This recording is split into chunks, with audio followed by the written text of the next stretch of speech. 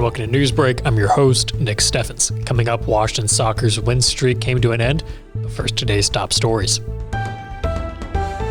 International students at Iowa Wesleyan University are being advised on how to proceed in the wake of the institution's closure at the end of May. The university's provost, Dwayne Frazier, has organized a meeting and a presentation on the rules for transferring immigration records, the specifics of international scholarships, and how to use teach-out agreements with other institutions, including William Penn University, the University of Dubuque, Upper Iowa University, and Culver Stockton College. While students' statuses will not change, the International Advisory Team asked the students inform their new school of their transfer plans as soon as possible and warned that resources will be more limited once IWU has closed. Students were urged to keep their grades up, communicate often, and to remember that Wesleyan is not a university, it is a family. Washington High School senior Samantha Hunger has been selected as Kirkwood, Washington County Regional's Outstanding Student of the Year. Hunger was chosen by Kirkwood staff for her exceptional academic performance, enrollment, and qualities of character and leadership. She'll be recognized at an awards ceremony and reception on April 7, 2023 at Kirkwood Community College in Cedar Rapids. Hunger expressed her gratitude for the opportunity to save money while working towards her degree and for the skills she learned from her instructors, particularly ACE Academy instructor Aaron McGlynn. Hunger has earned 46 hours of free college credit through the Liberal Arts Academy, ACE Academy, and companion courses, resulting in a tuition savings of $9,200. After graduation, she plans to finish her associate degree at Kirkwood Community College before taking an 18-month church mission trip and returning to college to become a pharmacist. The Winfield Mount Union Community School District is considering a 4-day school week and is seeking input from the community. Superintendent Jeff Mader said that they have been discussing the idea for the past year and that it could help improve staff retention and attract good people. The district sent out a survey on March 31st asking for initial interest in the idea and for questions and concerns. The short survey asked participants how knowledgeable they are about the subject and how they feel about a 4-day school week.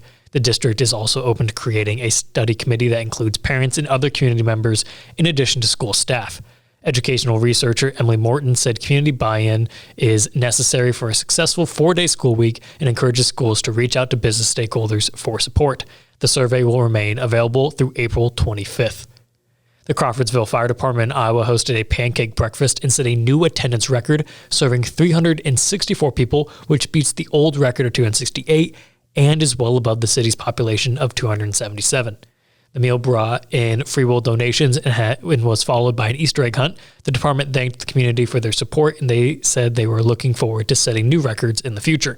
The previous record of 268 was set in 2021. The Winfield Historical Society is hosting a program on April 16th at 2 p.m. to discuss Winfield boys state basketball over the years. The program will feature former Winfield players Clay Edwards and Eric Rawson, who will share their experiences of winning all places in the state championship in 1995. Ken Rue, son of the coach Ori Rue, will also share about Winfield's team attending the state championship in 1949 and 1950. The program will also discuss the changes in the game over the years and its future direction. The Historical Society invites the public to attend this free program at the Winfield Veterans Building and consider making a free will donation, which will benefit the renovation efforts for the new home of the Winfield Historical Museum. Refreshments will be served at the end of the program. We're going to take a quick break, and when we come back, we'll take a look at the weather and sports. Bring the kids and share the memories from steam engines, antique cars and trucks, tractors, gas engines, and horses. Maybe your memories are of great food from the North Village to the Log Village, or going to one of the amazing concerts. This is the place where memories are made. Make plans now to enjoy the history of the past at the 2023 Midwest Old Thrashers Reunion, August 31st through September 4th in Mount Pleasant. Visit oldthrashers.com for more details. Welcome back to Newsbreak. I'm your host, Nick Steffens. We have your 5-day forecast coming up, but first obituaries. Tina Mae Murphy of Washington passed away on March 13th at the age of 77. A memorial service will be held at 1:30 p.m. April 16th at the Jones and Eden Funeral Home. Justin Michael Steiner of Mount Pleasant passed away on April 2nd at the age of 17. A celebration of life will be held at 2 p.m. April 15th at the Olson Powell Memorial Chapel in Mount Pleasant. Dennis J. Swarhout of Mount Pleasant passed away on December 25th at the age of 72. A celebration of life will be held from 2 to 4 p.m. April 15th at the VFW. The Olson Powell Memorial Chapel is in charge of the arrangements. That was obituaries. It is now time for your 5-day forecast. Today, the weather has been great with a high of 80 degrees and clear skies. Tomorrow, it will continue to be sunny and warm with a high of 83, but it will be windy.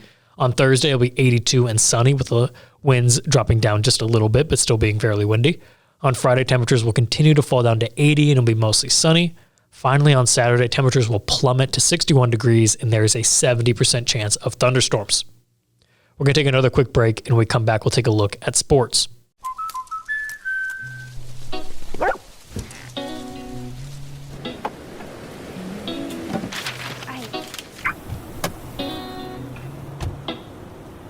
Protection is important, especially when you're talking about your dreams, which is why we're going to keep you covered with plans that can save you up to 23% when you bundle your home and auto. That's protection.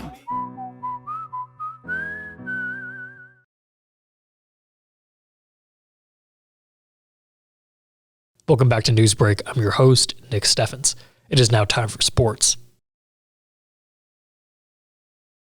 The Washington boys soccer team gave it their all against defending Southeast Conference champion Fort Madison on Monday, but in the end, the Bloodhounds had just enough to stay undefeated. The number 8 Demons were upended 2-1 by the number 3 Bloodhounds in a matchup that looks to play a huge role in the 2023 SEC race. Washington is now 3-1 overall and 1-1 in conference play. The Demons will host Fairfield, who is 1-2 overall and 0-2 in conference play on Thursday.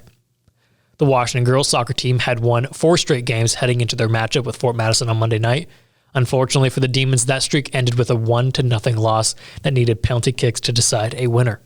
Washington was edged in the penalty shootout 3-2. The loss marks the 4th straight game that the Demons and Bloodhounds have been separated by 1 score or needed penalty kicks to crown a winner, dating back to 2021. With the loss, Washington drops to 4-1 on the season and will head to Fairfield on Thursday to battle the Trojans, who are 0-2 on the year. The Fairfield-Mount Pleasant tennis rivalry was renewed at Fairfield Middle School on Monday evening, and this year's edition went to the visiting Panthers. Mount Pleasant dominated the mid to lower seeded tier matchups to upend the Trojans 7-2 and stay unbeaten to start the season.